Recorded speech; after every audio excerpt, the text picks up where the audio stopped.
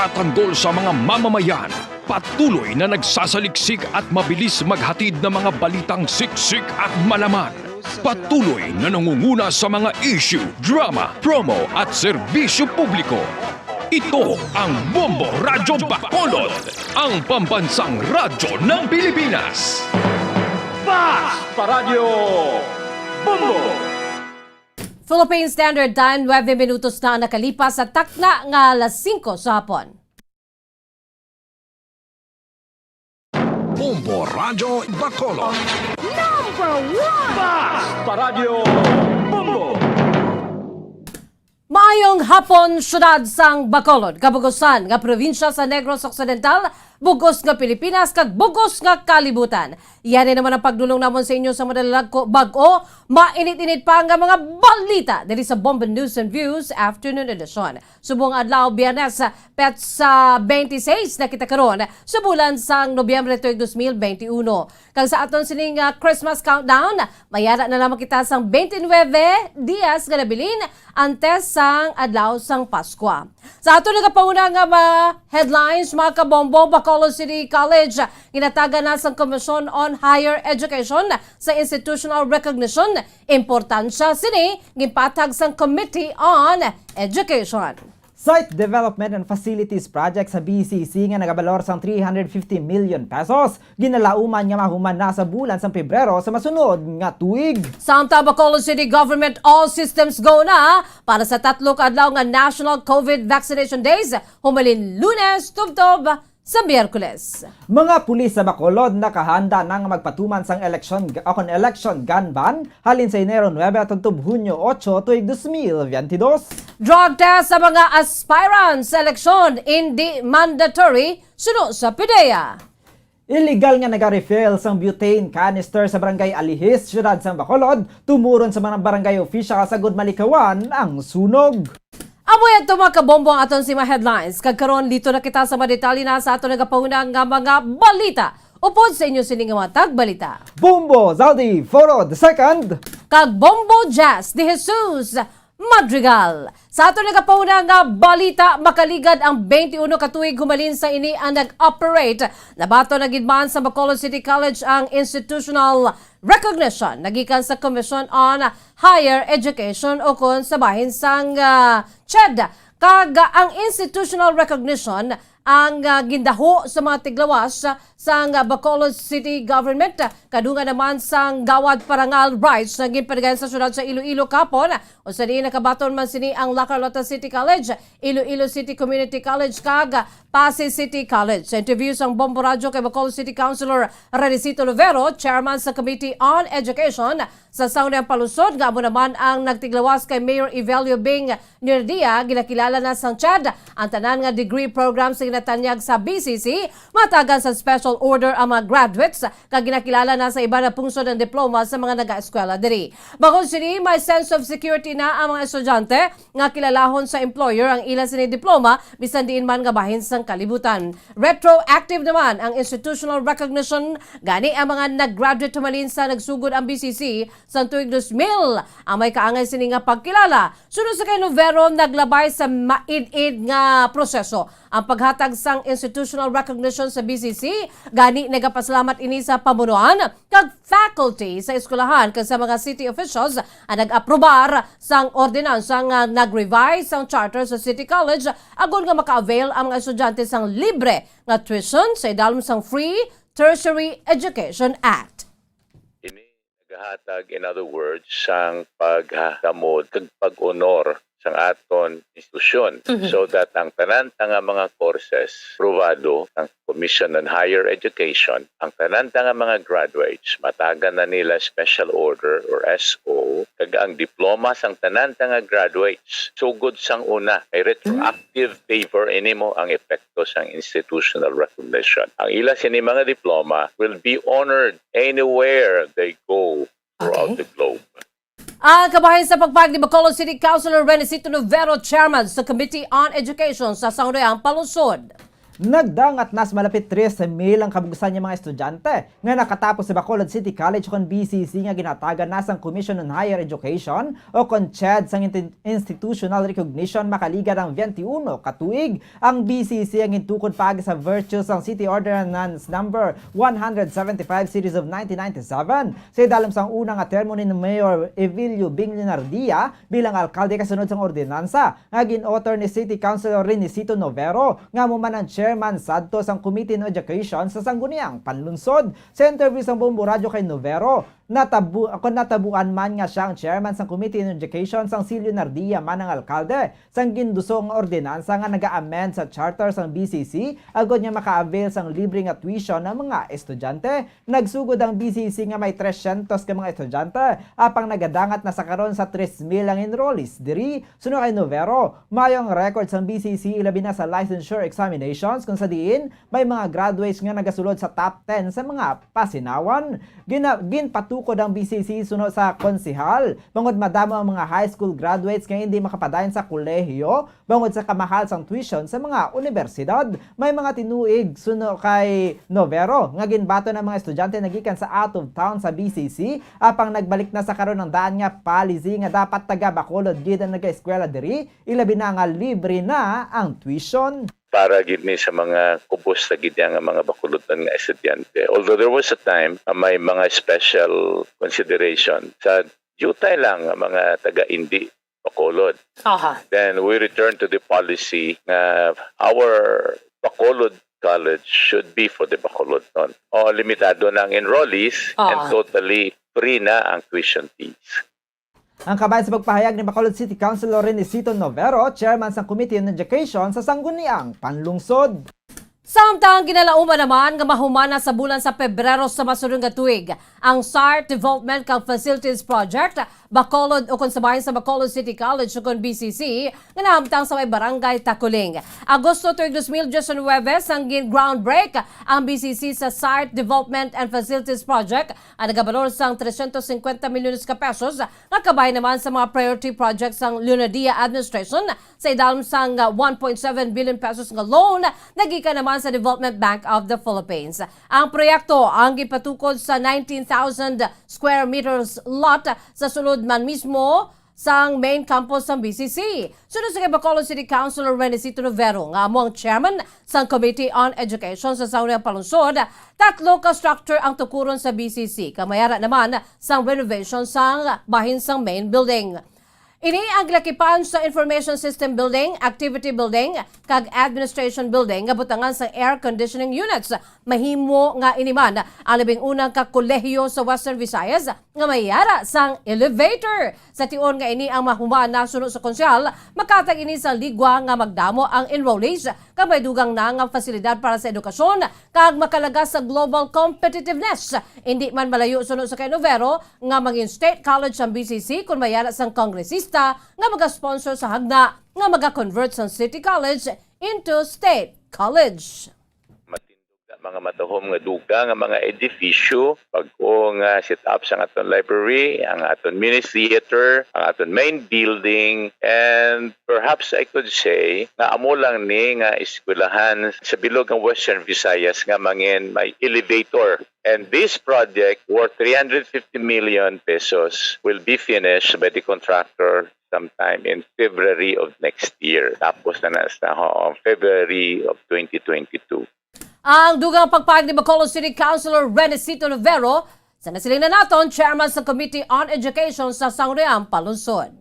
Nagalaw ang Committee on Education sa sangguniang panlungsod sa Bacolod nga suportahan sa mga manunudlo kay mga estudyante ang vaccination program sa mga eskwelahan. Naibaluan niya ginduso ni Commission on Higher Education o CHED Chairperson Prospero de Vera III ang school-based vaccination program ilabi na nga iga-expand na sa tanan nga degree programs ang limited face-to-face classes. Suno kay de Vera, mas maayo kunyara sa eskwelahan ang vaccination bangod magligwa o kon maligwa ang facilities kaangay sang gym. Sa interview sang Bombo Radio kay Bacolod City Councilor Renisito Novero, magasugod gid sa limited face-to-face classes ang pagbalik sang in-person classes. Sunod diri ginaduso nga mayara sang full vaccination program nga ginaobserbar sa mga eskwelahan gani kuntani Suportahan ini sa mga estudyante kay mga manunudlo ang ini nga tikang ginainganyo man sang CHED nga mas maayo gid kung fully vaccinated ang mga manunudlo kag estudyante sa tion sang face-to-face classes. Sunod sa konsyal, mas mahapos ang pagbakuna kunyara sa eskwelahan bangod nakahibalo na mga ini sang ilang nga schedule.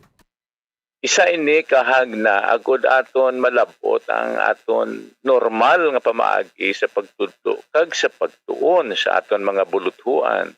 Di paano tani malabot kung hindi magsugot kag hindi magkooperar sa bakuna ang aton mga manunudlo kag mga estudyante. Ang kabayan sa pagpahayag ni Bacolod City Councilor Renisito Novero, chairman sang Committee on Education sa sangguniang panlunsod. Samtang all systems go na ang city government sang Bacolod para sa nagilapit na National COVID Vaccination Day sumali Nobyembre 29, tubtob Disyembre 1.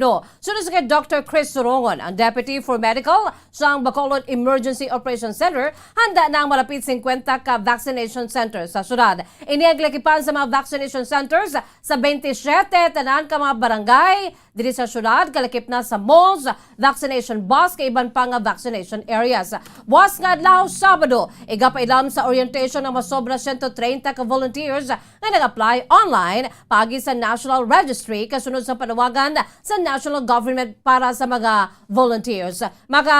Kung magasabak man ang mga volunteers sa on-the-job training, humalin Sabado tubtob Domingo, agon nga makita kag makahibalo ang maini sa ilang nga himuon. Sunod sa kay Surungon, planchado ng tanan nga kinahanglanon magluwas lamang sa last-minute preparation. Mayara man sa bastante nga supplies ng COVID vaccines. Sunod sa kay Surungon, kag ginalauman nga may duga nga mag-abot sa masunod nga semana. Sa karon 70% na sang target nga eligible population sa syudad sa Bacolod na nakabaton sa first dose ng COVID vaccine, samtang 51% naman ang fully vaccinated na. Kadungan sini nagpanawagan ng EOC official sa mga pumuluy nga magparehistro kag magpabakuna kadungan sa vaccination drive halin Lunes tubtob Miyerkules agud nga malabot ang herd immunity. For the 3-day National Vaccination Day, we will be meeting them on Saturday sa Metro Ayala lobby for an orientation. And then ipa-OJT naman sila sa Sabado Domingo para at least they know what to do. Aton mga kabaranggayan, nakaset naman ang ilang mga vaccination schedules. Tapos ang aton mga expanded na venues for our National Vaccination Day in place naman. So ina-finalize na kita sa mga last minute details na lang. Pero all system go na kita. Ang kabay sa pagpahayag ni Dr. Chris Sorongon, Deputy for Medical sa Bacolod Emergency Operations Center. Nagpanawagan ang Department of Social Services and Development sa Bacolod sa mga benepisyaryo ng Pantawid Pamilyang Pilipino Program o 4Ps nga magpabakuna batok sa COVID-19 kadungan sa National Vaccination Day sa Nobyembre 29 tubtob Disyembre 1. Suno kay DSSD Head Pasita Tero, kung tani magkakooperar ang mga benepisyaryo sa 4Ps sa inisyatibo ng gobyerno bilang paghimo sa mga papel bilang Pilipino. Pasalamat naman ni Tero kung positibong response diri sa mga conditional cash transfer beneficiaries bangod makapugong ang vaccination sa pag-angkon sang malala nga sintomas sa tiyon nga matapikan sang virus. Ginatag ni Tero nga wala sang mando nga dapat mapabakuna kung mapabakuna ang mga beneficiaries nga agod nga hindi mauntat ang pagbato nila sang grant nagikan sa gobyerno, kundi ginapahangup lang ang mga inika ginakumbinse nga magpabakuna bangod may madamo inis nga benepisyo. Nagalaom naman ang DSSD head nga kuntani panumdumon sa mga beneficiaries nga mas dako ang benepisyo nga mahatag sang bakuna kag hindi ini delikado sa ikaayong lawas. Encouragement nga makasulod na sila sa mga lugar nga gusto nila katuan kung vaccinated sila, makalagaw-lagaw sila sa mga lugar nga gusto nila katuan, nga mga lugar kung vaccinated na sila. So ina nga mga encouragement would motivate them para nga mag-submit sang ila kaugalingon. Kag kung may ginabat siya, no, like may medical reasons why hindi sila mangayo lang sila sang certification sa ilang nga doktor that they are not allowed. Ang kabayan sa pagpahayag ni Bacolod City DSSD Head Pasita Tero. Samtang suportado sa Union sa mga empleyado sa Kapitolyo sa Negros Occidental, ang tikang sa gobyerno nga nagamando nga magpabakuna gid batok sa coronavirus disease. Ang Proclamation number 1253 ang gipagwa sang presidente sa Miyerkules ang nagapanugod sa public kag private sector employees nga makakuha sang COVID-19 vaccine sa nasamit na adlaw nga hindi mamarkahan nga absence sa trabaho basta makapresentar lamang sang pamatuod nga sila ang nabakunahan. Ginalantaw sang gobyerno nga mabakunahan ang 15 milyones ka matao malin sa Lunes tubtob sa Miyerkules. Ginapanugutan man sang order nga require sa mga employer ang unvaccinated employee nga magpaidalom sa regular nga swab test sa ila kaugalingon nga gasto. Sunod sa kay Renelo Lestiere, ang presidente sa Progressive Alliance of Capital Employees, padayon sila nga magasuporta sa tikang sang gobyerno nga mabakunahan ang mga empleyado. Ila man nga suportahan panalitan may layi nga magamando sang compulsory vaccination bangod para man ini sa kayuhan sa tanan. Aminado sila Stier nga may mga empleyado naman nga hindi makapabakuna bangod sa valid medical reasons gani ginalantaw sini nga matagan man sila sang konsiderasyon. Nalina na nag-address ni legal so the and the Progressive Alliance of Capital Employees in that context also supports so if there's a legal policy na gina-implement sa ating gobyerno. Ang kamay sa pagpahag ni Renelo Lastiere, presidente ng Progressive Alliance of Capital Employees.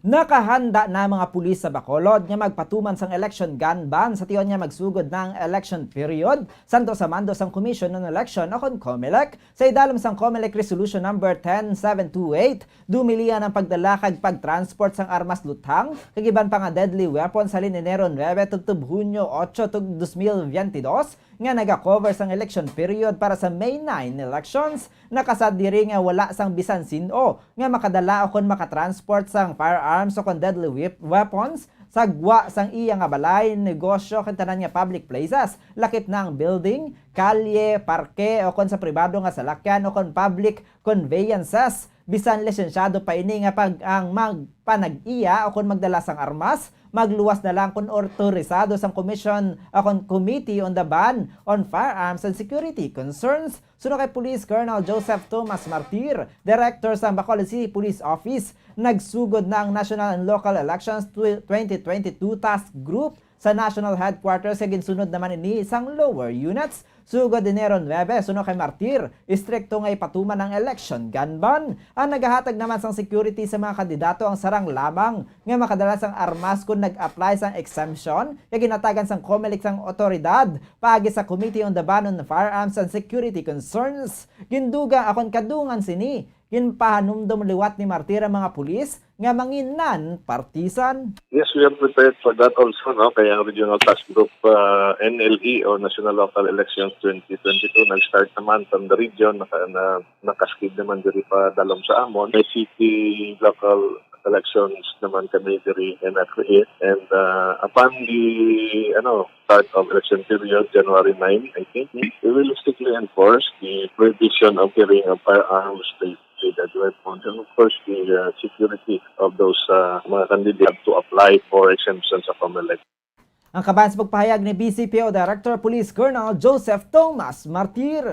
Sa ibang paidato nagapauna nga balita ginatag sa Philippine Drug Enforcement Agency kung PDEA nga nakadepende na sa kandidato sa eleksyon na desisyon kung magapaidalom ini sa drug test agud nga pamatudan nga wala ini nagagamit sang illegal substance. Nibulaan nga pila na ka presidential aspirants ang nagpaidalom sa drug test sa PDEA kangay na Senator Spring Lacson kag Vicente Soto III samtang nagpaidalom man sa pareho nga test sa presidential aspirant Bongbong Marcos kag Vice Presidential aspirant Sara Duterte. Sa idalom sang Bombo kung sa interview sa Bombo Radyo sa PDEA Region 6 Director Alex Sablate, voluntary na lamang ang pagpa-drug test sa mga nagapadalagan sa eleksyon. Sa ang una, mandatory na submit na test apang gideklarar ini sa Korte Suprema nga unconstitutional gani ini ang gindula na. Sa karon, wala pa nakabaton sa request angon sa drug test sa PDEA Region 6. Aminado naman ang PDEA official nga nakaibalo na ang kandidato sa konsekwensya pananglitan nga magpositibo ini sa test. Kadungan sini, ginengganyo ni Tablate ang mga drug users nga magsungka sa gobyerno agon nga makatadlong sila sa ila kabuhi kag hindi madakpaan sa drug bypass operation. Sa pulon sang punong barangay sang Alhis diri sa syudad sang Bacolod ang tanan nga purok chairman. Agod masiguro nga wala sang illegal nga naga-refill sang butane sa barangay kag malikawan ang insidente nga peligroso sa buhi sa mga pumuluyo. Ini ang kasunod sang sunog sa purok Maanyag 2 barangay Alhis sang Martes kung sa diin ginlamon sang kalayo ang balay nga ginapanagiyahan ni Roy Bravo kag ginaarkilahan ni Mike Nava. Suno kay punong barangay Gracias de la Vega. Pag-refill sang butane ang negosyo ni Nava kag wala nakahibalo sini si Bravo. Sang Martes ang aga mayara sa naga-welding sa sulod sang balay kag natabuan man nga nagtalsik sa mga canister ang welding sparks nga nagresulta sa paglindupok sa mga tangke kag pag-ibwal sang dako nga kalayo. Nagdangat sa 40 kadalagko kag napulo ka magagmay nga tangke nga yara sa balay. Ang ginkumpiskar na ini sang Bureau of Fire Protection kahapon. Suno kay Nava, 100,000 pesos ang balor sang damage ang ginbilin sang sunog. Suno kay De La Vega, wala sila sang ideya nga illegal ang pag-refill sang butane canister. Ang negosyo ni Nava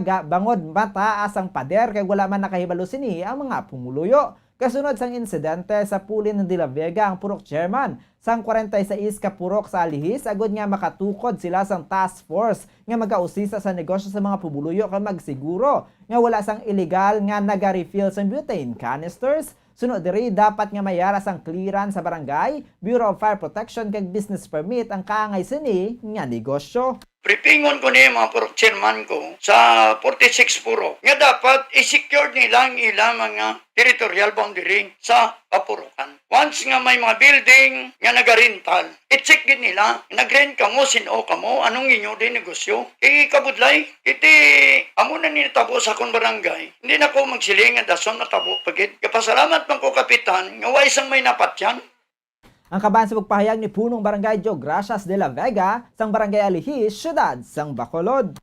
Samtang 3 ka mga persona ang aktuhan nga gagamit sa illegal nga druga samtang nagapadayon sa bahin sang anti-illegal gambling operation ang mga miyembro sa Victoria City Police Station sa Barangay 21 sa nasambit nga syudad. Inkilala ang mga arestado nga Musanda Jomar Servo Baulete, 25 anyos, residente sa Barangay 6, Alvin Bargo Tiasara, 29 anyos, residente sa Barangay 21, kag Gino Valdez Ilarde, 30 anyos, residente sa Barangay 14, Victoria City, Negros Occidental. Na-recover naman sa mga suspetsado ang improvised shooter kag 5 ka gramos nga ginasuspetsahan shabu nga nagabalor sa 3,400 pesos. Sa karon ang mga suspetsado priso sa Victoria City Police Station kag pagapasahan sa kaso paglapas naman sa sections 1, 12 kag 15 sa Republic Act 9165 ukon ang Comprehensive Dangerous Drugs Act of 2002. Samtang isa naman nadakpan sa drug bypass operation sa Kabangkalan City Police Station kag Regional Mobile Force Battalion sa Barangay Hilamunan, Kabangkalan City, Negros Occidental. Inkilala ang suspetsado nga si Keisher Castel, 29 anyos nga residente sa Barangay Hilamunan, syudad sang Kabangkalan. Na-recover sa suspetsadong 6 kasasay sang shabu nga nagabalor sang 3,400 pesos. Kag sa aton nga katapusan nga balita para sa aton nga good news. May unog bakal nasang bugas ang isa kabalo nga Iloy matapos si magdaog sa daily draw sang 1-2 Panalo Part 20 promo sang Bombo Radio kag Star FM. Sunod sa 58 anyos nga si Rafaela Infante sang 4th Road, Dalunan Yulo Extension, Bacolod City. Gilinan nga naghimo sang matapos na niya ang pagluto sang pagkaon sa balay sang iya nga amo. Agod nga makapadulong sa estasyon sang Bombo Radio kag maklaim sang iya nga premyo. Si Infante ang madugay na nga nabalo kag may duha ini kakabataan. Sunod diri, ang 500 pesos nga cash nga iya nabato ng gabakal niya sang bugas ag sudan sa ilang pamilya, samtang husto naman ang timing sang grocery goods nga iya nabaton bangod specialty sini ang pagluto. Sa una nga hatag, 100, ikaduha nga hatag, 200, ikatatlo, 300, ikaapat, 400, kag 500. ikalima, 500 pesos. And Ma'am Rafaela, hindi inakumpleto kung wala ni ang imo pagin nga 650 pesos nga grocery goods nga nasulod sa balde sang Orocan. Anong plano sa kwarta nga nadaugan? Bakal sang bugas. Basa bugas. Kag sudana mo ni sa dlodlaw nga tanan. Nadihon ka na dihon? Hugan. Ang kabayan sa pag-award sa daily winner nga si Rafaela Infante. Samtang excited kay malipayon naman nga nagpadulong sa istasyon sang Bombo Radyo Bacolod ang isa ka senior citizen nga si Lorna Pacto, residente sa Marieta Village, Talok, Bago City, matapos ni magdaog sa promo. Sunod diri ang cash nga nadaga ng iya igabaka sang baligya sa iya nga tiyangge, kag dugang pa nga proof of purchase sagod niya makaintra man ini gihapon sa promo. 100, 200, 300, 400, 500. Alright na, nabata na ni nanay ang 500 pesos. So nay, ano ang imo gusto ngay hambal sini kay tuod ikaw nakadaog sang 650 worth of grocery goods kag 500 pesos. Yes, Lord, thank you sa blessings nga dugang sa amon nga pagpangabuhi. Ang kabayan sa pag-award sa daily winner nga si Lorna Pacto. Malipayo naman niya nagpadulong sa estasyon sa Bombo Radyo Bacolod si Cheryl May Villapa, residente sa Banwa sang Murcia, Negros Occidental, matapos magdaog. Ang kasya na dagaan ng may dakop na nga bulig para sa ila bangod sa kapigaduhon sa pagpangabuhi tugas ang COVID-19. Nagpangagdaman ni sa mga tagpalamati nga magpasakop man sa promo agad niya magdaog kaangay sa iya. Unang hatag, 100, ikaduha nga hatag, 200, ikatatlong nga hatag, 300, ikaapat nga hatag, 400, kagikalang mga hatag, 500. Yes. Tako gid nga bulig sa akon. Kapintag subo nga pandemic. Sa tanan nga pangmate, ginaagda ko man kamo nga mag-intra man kamo para magdaog man kamo parehas sa app. Madamo gid nga salamat sa Bombo Radio kag sa Star FM. Ang kabayan sa pag-award sa daily winner nga si Cheryl May Villapa. Philippine Standard Time, 34 minutos na nakalipas sa takna alas 5 sa hapon mga kabombo, kaamoy ato mga kaundan. Sa ato nagapauna nga mga balita, sa aton sini nga Bombo News and Views Afternoon Edition. Antes kita magtakop aton anay panumbalikan aton si mga headlines. Bacolod City College ginataga na sang Commission on Higher Education sang institutional recognition. Importansya sini ginpatag sang Committee on Education. Site Development and Facilities Project sa PCC nga nagabalor sang 350 million pesos. Ginalauman nga mahumana sa bulan sang Pebrero sa masunod nga tuig. Samtang Bacolod City Government all systems go na para sa 3 ka adlaw nga National COVID Vaccination Days halin sa Lunes tubtob Biyerkules. Mga pulis sa Bacolod nakahanda nang magpatuman sang election gun ban humalin Enero 9 tubtob Hunyo 8 tuig 2022. Drug test sa mga aspirants sa eleksyon hindi mandatory sunod sa PDEA. Illegal nga nag-refill sang butane canister sa barangay Arihes, syudad sa Bacolod, tumuron sa mga barangay official sa Malikawan ng sunog. Kag amoy to ang kaundan sa ato nagapauna nga mga balita sa pagdulong sa inyo sa mga mainit bag-o nga mga balita dali sa Bombo News and Views Afternoon Edition. Subong adlaw Biyernes, petsa 26 na kita sa bulan sa Nobyembre tuig 2021. Kasa aton sining Bombo Radio Star FM Christmas Countdown, we have 29 days to go before Christmas. Standby na kamo sa masunod nga programa, ang Bombo Reports Afternoon Edition. Upod naman sa kay Bombo Dennis Rubica. Kag sa gyapon, ini ang inyong mga tagbalita. Bombo Zaldi Foro II. Kag Bombo Jazz de Jesus Madrigal. Para sa pambansang radyo ng Pilipinas, consistent overall, number 1 sa Bacolod, Basta Radyo Bombo! Sabay naman sa aton siningan news analysis nga ginpadala sa aton maukod nga tagpalamati pagabasaw ni Bombo Daniel Acciones. Iniya may tigulo, soberanya. Makaalarma ang ginahimo sa aton sang China. Nagapanakop sang kadagatan nga hindi sa ila. Pati ang aton barko nga nalubong lang sa malawig nga panahon, sila nagmando nga aton pagakwaon. Sobra na ang ginahimo sa aton sang China. Ginalapak nga gid ang aton soberenya. Kung ginakabig nila kita nga ila matutuod nga abyan, tani di kita nila pag-abusaran. Wala tani ini nagdangat ang tanan, kaysa ang gobyerno ila man ginpabayan, nagapalapit na gid sila sa aton ugsaran, wala respeto pating aton Coast Guard, sang tubig ila ginbumbahan, madulong lang sang pagkaon ila gina balabagan. Ang ila ginahimo insulto na gid sa aton nga mga Pilipinhon. Ginamat-amat nila sakop ang aton nga baybayon. Dapat gobyerno maghimo na sang tikang kay basi pila kadlaw aton na lang masapwan aton nga mga isla ila na ginapanag-iyahan. Ang ini panguna-una pananawa naging padala ni Leo Seralbo sa Granville Subdivision, Barangay Mansilingan, Bacolod City. Sa mga tagpalamati isang Bombo Radyo Bacolod, pwede man kamo magpadala sang inyo panghuna-huna kag pananawan sa Bombo News and Views Afternoon Edition. Care of DYWB Bombo Radyo Bacolod, CBS Development Corporation Building, Lacson Street, Mandilagan, Bacolod City. O kung pinaagi man sa email address ang Bombo Radyo Bacolod, bombo_bacolod at bomboradyo.info. Bombo Radyo Bacolod.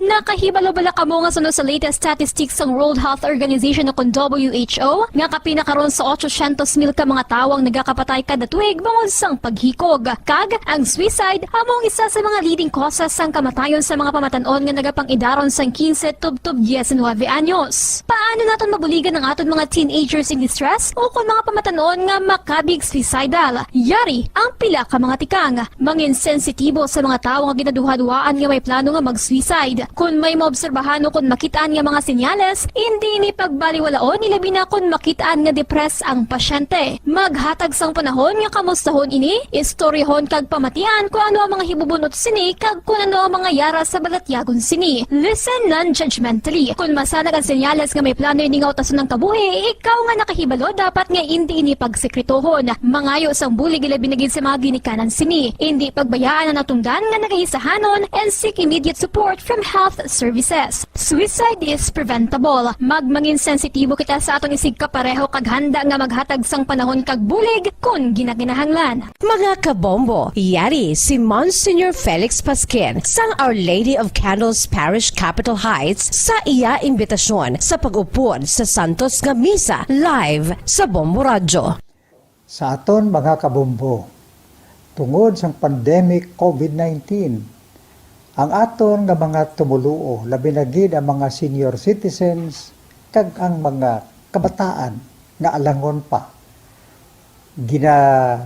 Pangabay nga hindi mag-intra sa pagtinipon-tipon.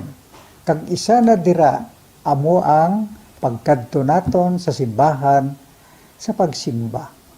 Apang kamo makasimba gihapon, makapasalamat ka makadayaw sa Dios, makapangamuyo. Pinaagi sa aton Santos nga Misa online sa Bombo Radyo Bacolod. Nga aton ginahiwat kada alas 6:30 sang aga. Ini sa liwat ang inyo alagad, Monsignor Felix P. Pasquin, nga padayo nga nagaagda sa inyo. Sa pag-upod sa aton Santos nga Misa sa online sa Bombo Radyo, kada Domingo alas 6:30 sing aga. Madamo gid nga salamat.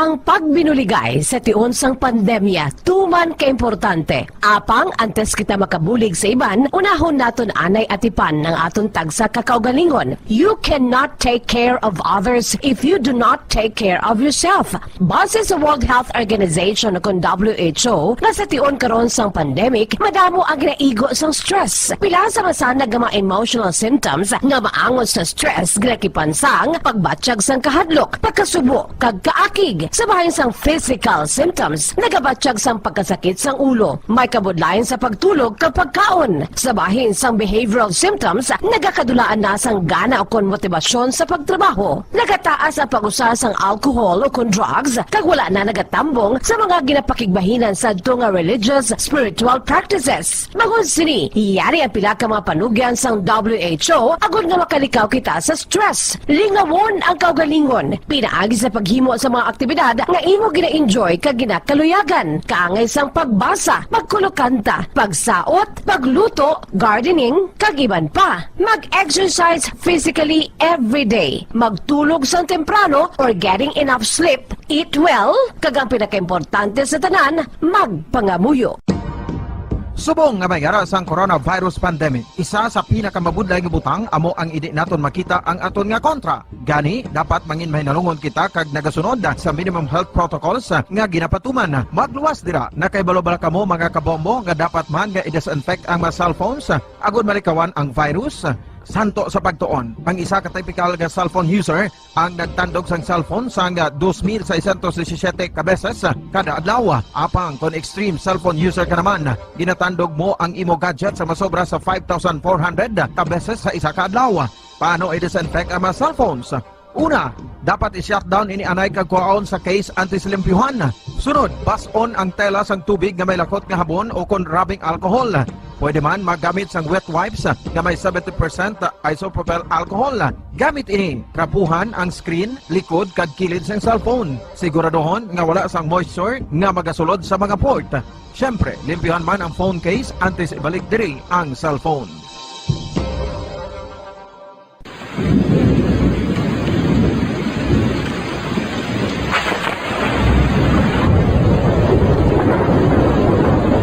Tiempo tigululan na naman mga kabombo. Ang ikayong lawas ng tanan aton gid halungan. Gani likawan nga mabasa sa ulan agud makalikaw man sa balatian. Yari ang mga bombo tips sa tingon sang tig-ululan.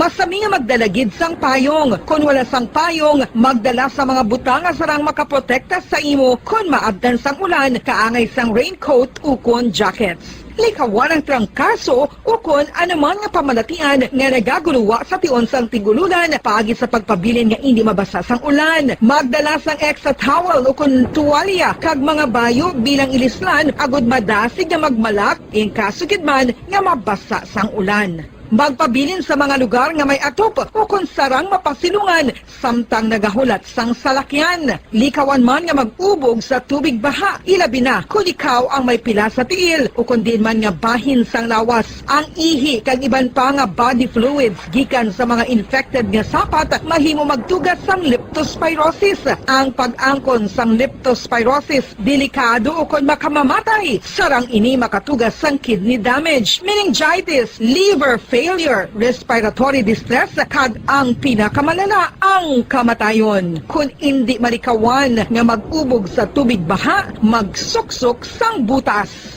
Mga kabombo, ini pila lamang sa mga panumdum gikan sa Bombo Radio Bacolod sa tion sang tig-ululan. Para sa Pambansang Radyo ng Pilipinas, consistent overall number 1 sa Bacolod, Basta Radio, Bombo!